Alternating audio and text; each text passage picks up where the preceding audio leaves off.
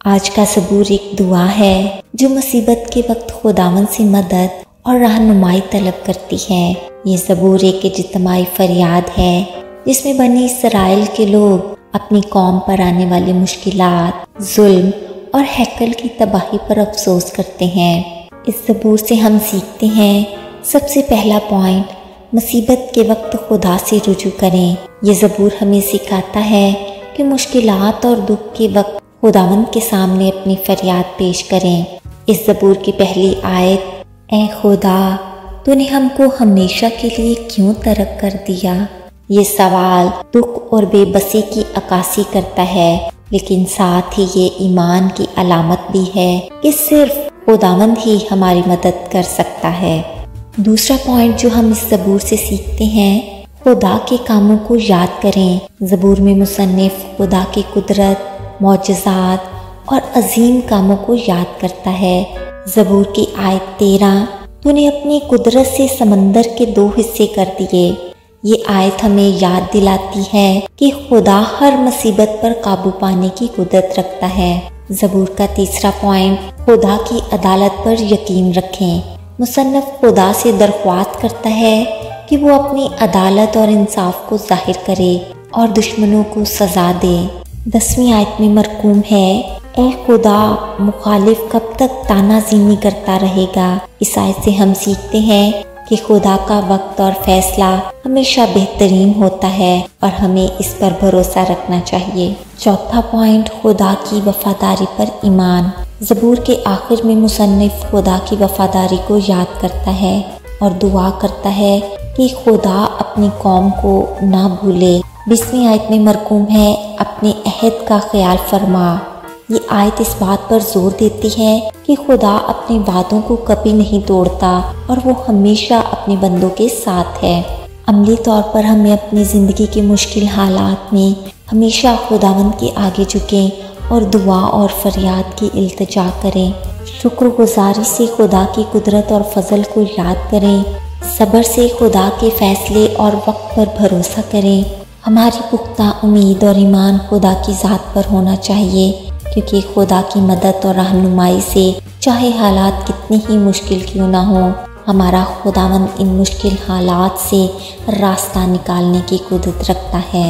ये ज़बूर हमें खुदा के साथ एक मजबूत ताल्लुक़ कायम रखने और हर हाल में खुदा पर तवक्कल करने का सबक देता है। खुदावंद की ज़िंदगी बख्शवा कलाम में से ज़बूर नंबर 74, ऐ खुदा तूने हमको हमेशा के लिए क्यों तर्क कर दिया, तेरी चरागाह की भीड़ों पर तेरा कहर क्यों भड़क रहा है। अपनी जुमायत को जिसे तूने कदीम से ख़रीदा है, जिसका तूने फिदिया दिया ताकि तेरी मेरास का कबीला हो, और कोई सैयून को जिस पर तूने सकूनत की है याद कर। अपने कदम दायमी खंडरों की तरफ बढ़ा, यानी उन सब खराबियों की तरफ जो दुश्मन ने मकदस में की हैं। तेरे मजमा में तेरे मुखालिफ गरजते रहे हैं, निशान के लिए उन्होंने अपने ही झंडे खड़े किए हैं। वो उन आदमियों की मानी थे जो गुंजान दरख्तों पर कुल्हाड़ी चलाते हैं, और अब वो उसकी सारी नक्शकारी को कुल्हाड़ी और हथौड़ों से बिल्कुल तोड़े डालते हैं। उन्होंने तेरे मकदस में आग लगा दी है और तेरे नाम के मस्कन को ज़मीन तक मस्मार करके नापाक किया है। उन्होंने अपने दिल में कहा है, हम उनको बिल्कुल बेराक कर डालें। उन्होंने इस मुल्क में खुदा के सब इबादत खानों को जला दिया है। हमारे निशान नज़र नहीं आते और कोई नबी नहीं रहा, और हम में कोई नहीं जानता कि ये हाल कब तक रहेगा। ए खुदा मुखालिफ कब तक तानाज़ीनी करता रहेगा। क्या दुश्मन हमेशा तेरे नाम पर कुफ्र बकता रहेगा। तू अपना हाथ क्यों रोकता है। अपना दहना हाथ बगल से निकाल और फना कर। खुदा कदीम से हमारा बादशाह है जो ज़मीन पर नजात बख्शता है। तूने अपनी कुदरत से समंदर के 2 हिस्से कर दिए। तू पानी में अजदहाओं के सर कुचलता है।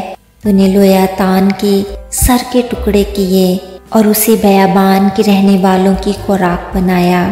तूने चश्मे और सैलाब जारी किए। तूने बड़े बड़े दरियाओं को खुश्क कर डाला। दिन तेरा है, रात भी तेरी ही है। नूर और आफताब को तू ही ने तैयार किया। जमीन की तमाम हदूद तू ही ने ठहराई हैं, गर्मी और सर्दी के मौसम तू ही ने बनाए। ऐ खुदावन, उसे याद रख कि दुश्मन ने तानाज़ीनी की है और बेवकूफ़ कौम ने तेरे नाम की तकफीर की है। अपनी फाख्ता की जान को जंगली जानवर के हवाला न कर, अपने गरीबों की जान को हमेशा के लिए भूल ना जा। अपने अहद का ख्याल फरमा, क्योंकि ज़मीन के तारीक मकाम जुल्म के मस्कनों से भरे हैं। मजलूम शर्मिंदा होकर ना लौटे, गरीब और मोहताज तेरे नाम की तारीफ करें। उठ ए खुदा, आप ही अपनी वकालत कर। याद करके अहमद दिन भर तुझ पर कैसी तानाज़ीनी करता है। अपने दुश्मनों की आवाज़ को भूल ना जा, तेरे मुखालफों का हंगामा भरपा होता रहता है। खुदावंद की पाक कलाम का पढ़ा, सुना और समझा जाना सबके लिए बाइस बरकत हो। आमीन। God bless you all.